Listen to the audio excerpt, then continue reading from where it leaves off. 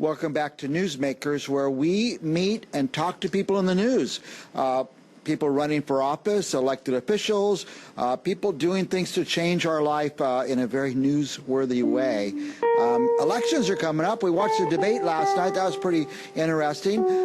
Today we've invited as our guest the candidate for California State Assembly District 32, Todd Cotta. He's running in the elections in, 40 or 50 days. And by the way, he's from here. He's from Hanford. He's from the Valley. Born here, raised here, farmer, deputy sheriff. He's done all those things that we would want one to do to get ready to run for office. Welcome, Todd. Well, thank you for having me. So you're running. That's great. Well, I'm running all over the place right now. Now, this is the craziest time in history. You know, we've seen a few things happen. I wasn't born, but Pearl Harbor was bombed. We had 9/11. This is a big deal that's happening right here, this whole COVID shutdown. Yeah, this shutdown that we're having, as much as it is dangerous, and COVID is very dangerous, it's as much or more political.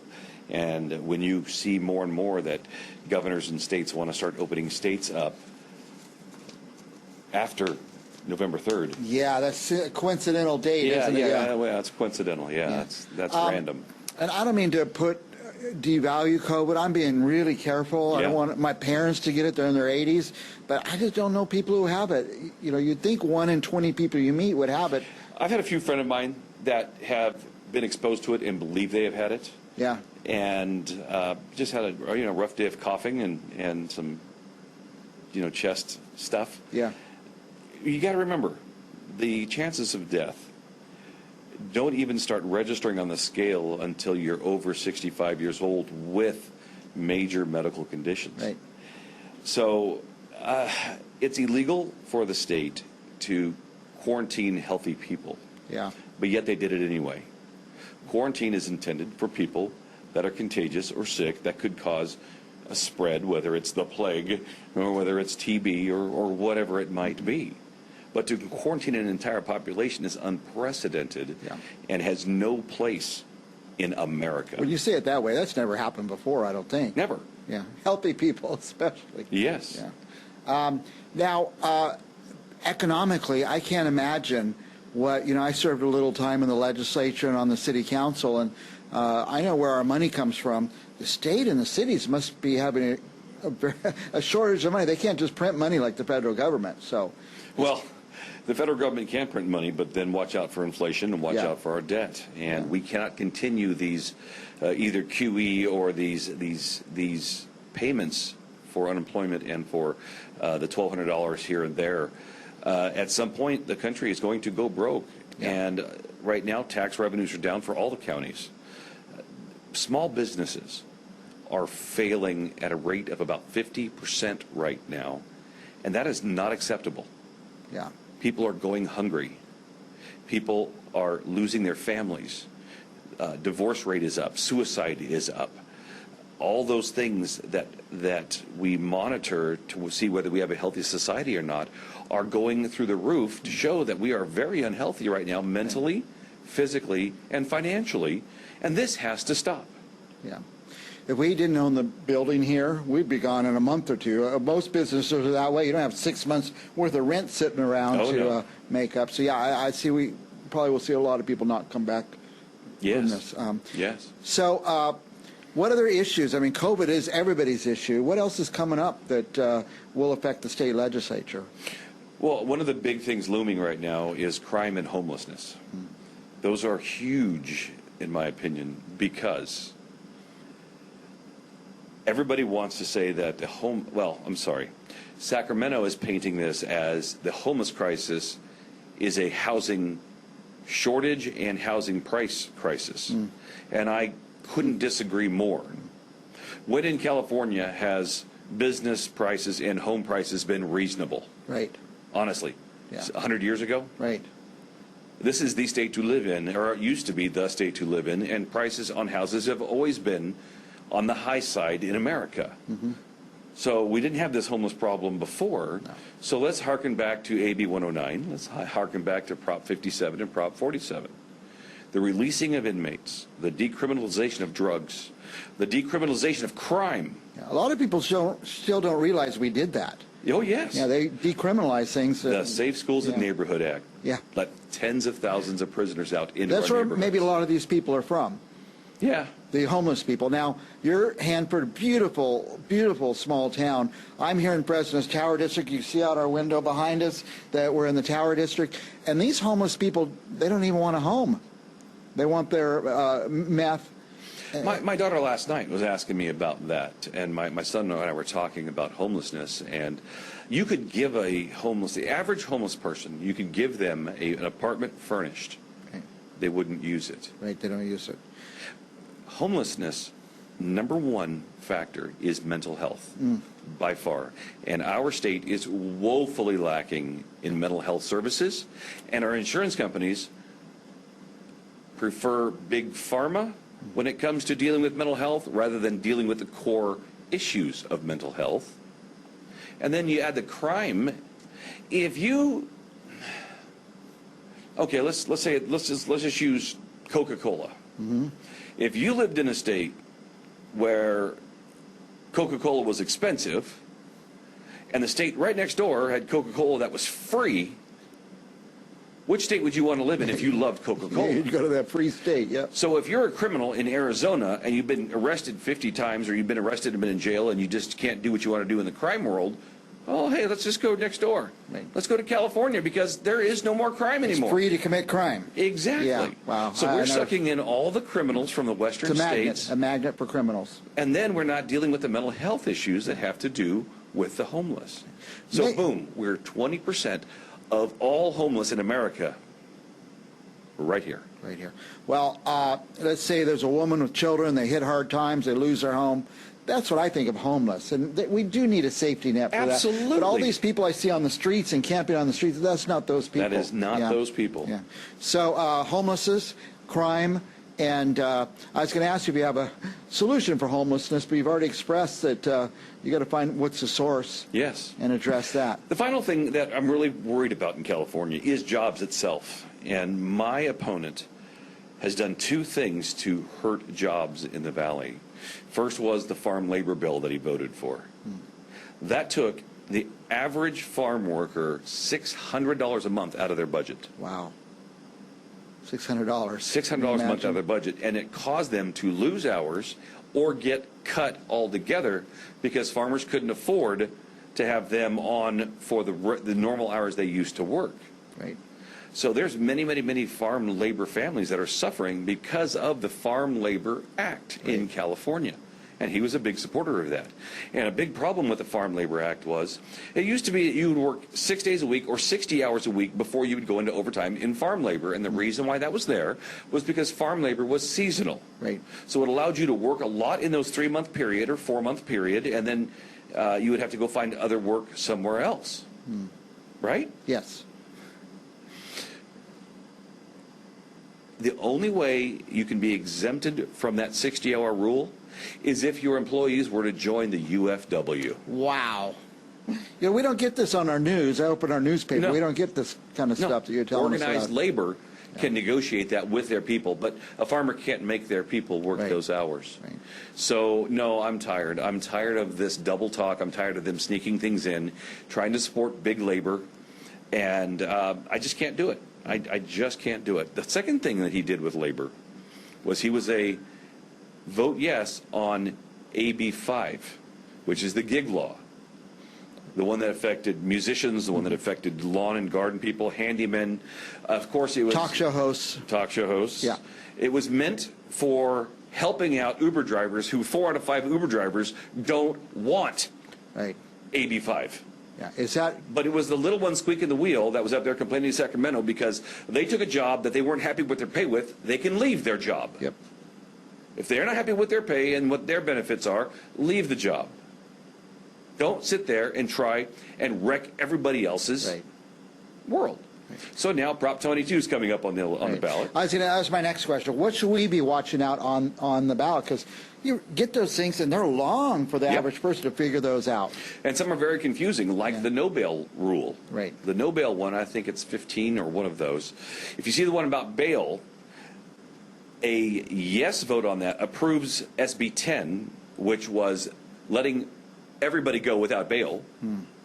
A no vote scuttles SB 10 and puts it back to, hey, you commit a crime and you want to get out of jail. If it's a violent crime or if it's a high enough crime, you got to pay bail to get out. And now there's a hammer over you if you don't go to court. Right. So it's a no on everything except 20 and 22. No on everything but 20 or 22. That's easy. Just remember, Thank no you for on saving everything. me a lot of reading. Now, I hear people, cops aren't even arresting these guys because they just get right out again, and people aren't, it's not a deterrent. I was a deputy sheriff for 21 years, starting in Monterey County and then coming over back home here to Fresno in 1999.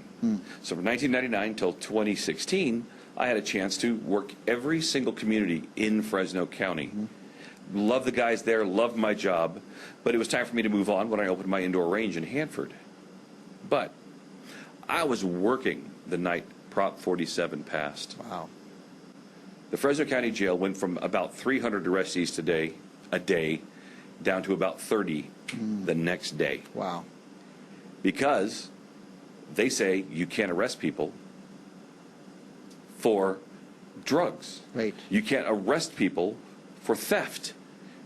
They decriminalized everything with that bill that they called the Safe Schools and Neighborhood Act. Yeah. And we as Californians should have been outraged by it. Yeah. But most people still we'll don't just even roll know on. about it. That's what it was called. Yeah. And that it passed and how it passed. Let me ask you this, a little about your district. Besides Hanford, are there other cities in the district? A whole lot of cities in my district. Right now, you have Jim Patterson up here. You have Devin Mathis over in the Visalia area. Yeah. Mine is all of Kings County, North Kern, around to Buttonwillow, and then around to Arvin and Lamont, all the way down to the outlets at Tejon. That's one of the biggest districts in the state. It is the biggest, longest district in the state. Wow. I put a lot of miles on my pickup truck. Yeah. And to to service that district, you're going to have to be up and down and up and down the Well, just highway. trying to do my campaigning between here and Arvin, it takes an hour and 45 minutes for me to get there from my house. Hour and 45 minutes. Yeah, that's how long this district is. So we're doing our best. So we do have a need for more support in Delano, in Wasco, McFarland, and Shafter. Okay. We need a lot more signs out there and support in there. I'm getting some disturbing reports from that area. People have been wanting to get my signs, but they've been subject to vandalism and people stealing my signs. Yeah. In Shafter, I had my 2 flags that were on my trailer that's being moved around town stolen this week. I've had signs burned, and I've had signs vandalized and crushed. My big, roadside signs. Right. There's a lot of things going on when it comes to Democrats and the way they are just evil when it comes to not wanting a fair fight in an election. Now, is that the area where does overlap with David Valadeo, where he's running? In Kings County, we have the same district, but he goes into Tulare County a little bit towards Porterville. Yeah. And then he has McFarland, not McFarland, he has Mendota, Firebaugh, and then San Joaquin up here in Fresno County. But in Kern County, we have the same district. Same district, yeah. Our broadcast area is all of the Central Valley, all the way down to Porterville, all of your area. Sure. But, here on TV in Fresno, we watch Valadeo every couple minutes. He's a great guy, as you know, great guy. Oh, I see him all the time. But people say, do we get to vote for him? Do we get to vote for him? But most of us in Fresno don't. You're Devin Nunes Devin here. Nunes here, yeah. And then Valadeo is the west side. Yeah, of Fresno actually, County. where we are right now is Costa's district. Oh, so it fingers down into here. Where and then, Kevin Cookingham's running. Yes. Another good guy from my high school chum from good, Clovis really High. good guy, really good guy. Now, you have some events coming up where people can maybe contribute and help out.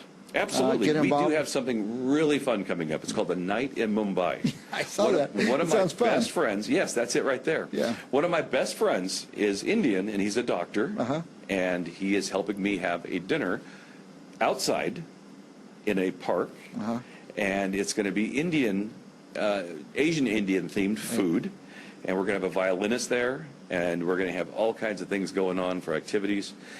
Great Indian food dinner, and it's coming up a week from Friday on the 9th at the Irwin Street Inn in Hanford. If you go to CottaForAssembly.com, you will see that logo right there, and click on it, and you can order your tickets up and come on down and have a great time with Indian food. If you like Indian food, it's going to be the best Indian food in the Valley. We already got the chef going on. What a fun way to do a campaign event. So we also have on the night before that a really cool thing that Bakersfield does, and it's called Spirit of America. The Women's Republican Club of Bakersfield puts on a whole event, and this one, because of the virus, it's going to be at 5 different homes, and we all submitted 4-minute videos, myself, Shannon Grove, Kevin McCarthy, Vince Fong.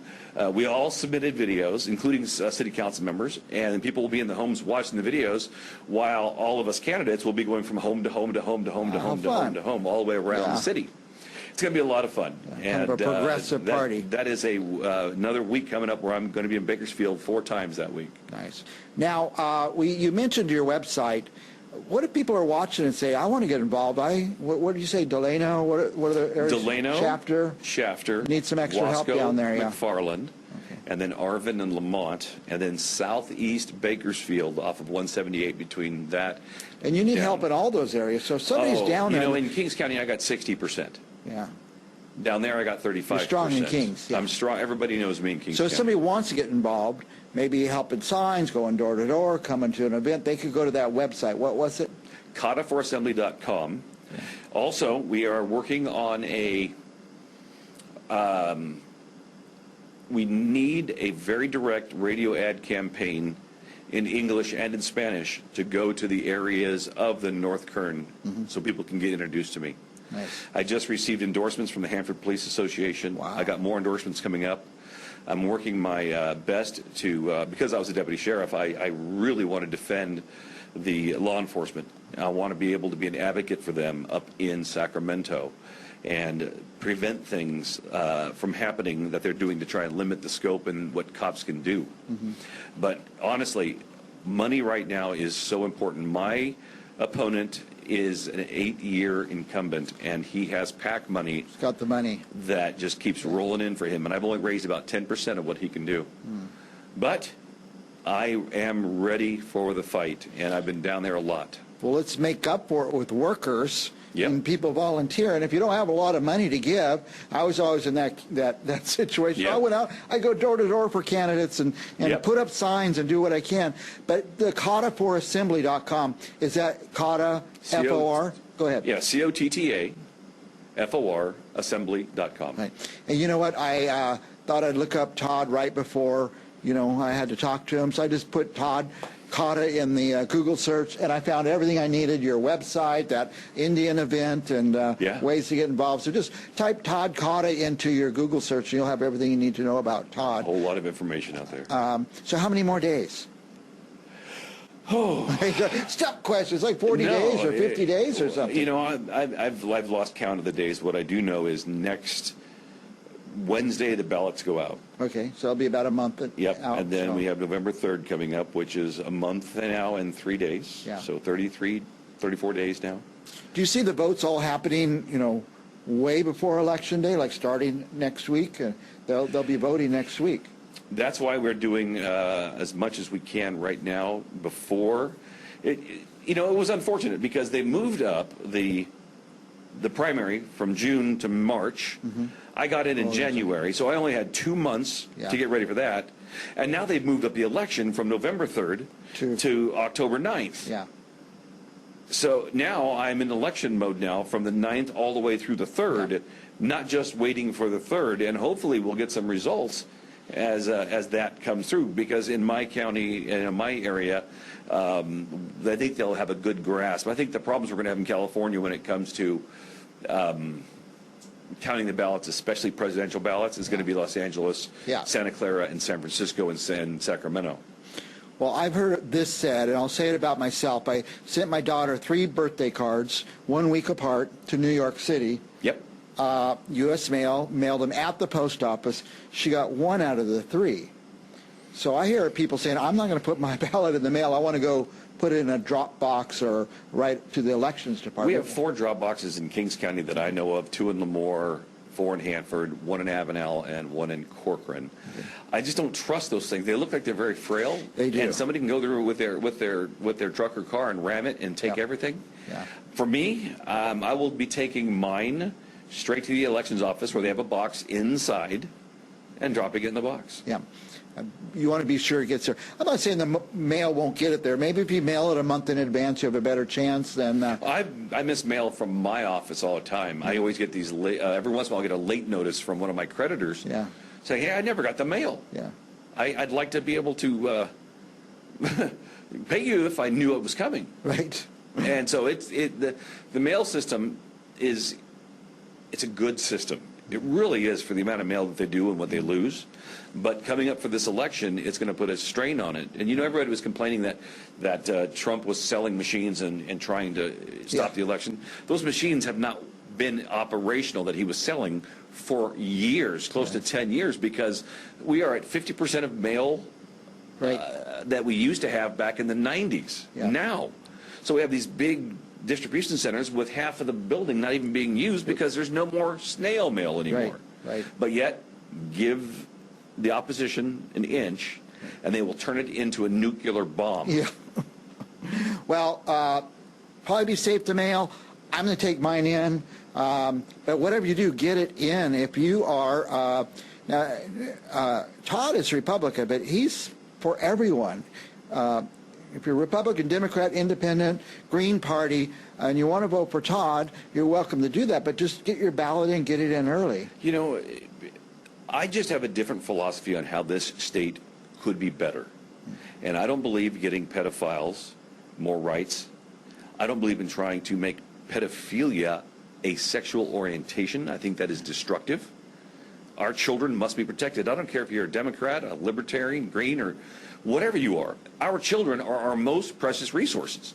And if we're going to make them subject or victim to predators that will not have any legal recourse against them, that is criminal. We have to protect our families. We have to get back to work. I'm not talking about Republicans getting back to work. I'm talking about everybody. Reopen. Let's get these businesses thriving again. Let's get our economy thriving again. And let's make this state a better state for tomorrow. The only way that our economy works is if money changes hands, and right now it's not changing hands. So open the businesses, get things moving, and get the money moving through our economy. Two things. I want to ask you this question, then I'm going to say, hey, Todd, anything else you want to add? Sure. Tell us one more time about the propositions. There's 2 that we might vote yes on. Okay, of all the propositions that are out there right now, there's only 2 that I believe should be yes, and that's 20 and 22. Okay. We don't need to fund stem cell researches when billion-dollar corporations can pay for their own stem cell research. Right. We do not need 17-year-olds to vote. Sorry. That's on there? Yes, it is. is. Who knew that? Who knew that's on there? Yes. We do not need to raise property taxes on apartment complexes to make apartment rent higher. Right. We do not need to disguise a fire safety bill that will prevent people whose homes burn down from a new tax rate. What I do is I look and see whether it is something that will make California safer or not. Right. That's the first thing. Second, will it grow California's economy or not? That's what I look at. If it's a bond or tax, no. So 20 and 22 are the only 2. And the only 2 that you vote yes on, one is the repeal of Prop 47. That's 20. Okay. And then 22 is the gig law, allowing Lyft and Uber drivers to decide whether they want to work for them or not and not run that out of the state. I get lots of people complaining to me on my YouTube channel because I've talked about this. Well, they're just a big corporation. They're just this. They're just that. Whoa. Go be a taxi driver and see how much money you make. Yeah. No. That is a gem. And those companies, yes, they make a lot of money. But yes, they put a lot of food on the table for a lot of people. And yeah, if you work in a small town, you probably won't work much. Right. It's just the way it is. It takes population to make that kind of a business model work. And you have to work. Yep. You got to be available all the time if you're going to be in that industry. And if you don't like doing that, then why are you an Uber driver? That's right. That's right. Well, all the commercials on all these propositions, you explain that one on the tax on apartments, and I've never even heard that that's what it does. Well, that's the split roll taxes. Yeah. But anybody should know that if you raise the taxes on apartments, where's the apartment owner going to get that money to pay the tax? From the renters.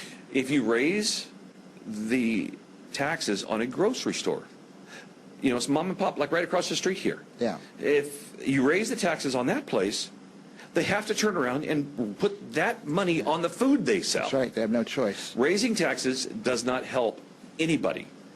What happens is when we look at our budget in Sacramento with a fine-tooth comb, there is billions of dollars, including this high-speed rail out there, that are not necessary. When I have a highway right down here, Highway 41, you've driven to Lemoore. Yeah, many times. We have at least 10 to 20 deaths a year on the stretch between Excelsior and Elkhorn. That's right. It's the worst stretch.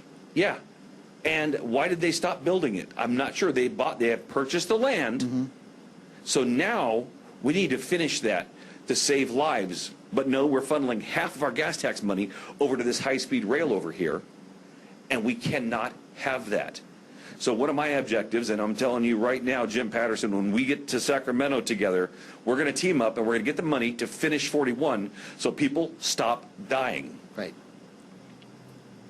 That's simple things like that. That's why I thought we were wonderful. paying the gas tax. Yes, but did you know that gas taxes do not go to the counties by per road mile?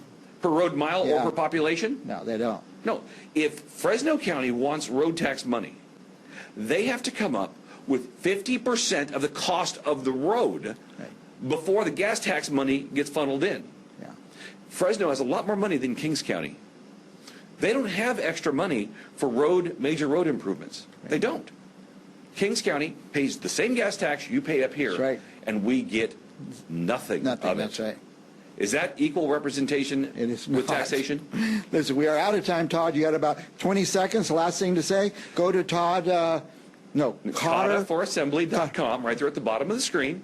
If you do, and if you can find in your heart, we do need our last big fundraising drive so we can get radio down in Kern County so that we can make sure that people know who I am and that I'm ready to fight for them. Let's get food back on the table. Let's get our businesses back open, and let's get jobs flowing again in California. Thank you for allowing me here today, sir. And remember, CottaForAssembly.com. And hey, come on down to my dinner. It's going to be a great dinner on the night. It does sound fun. And that's it for Newsmakers for this week. We'll see you next week.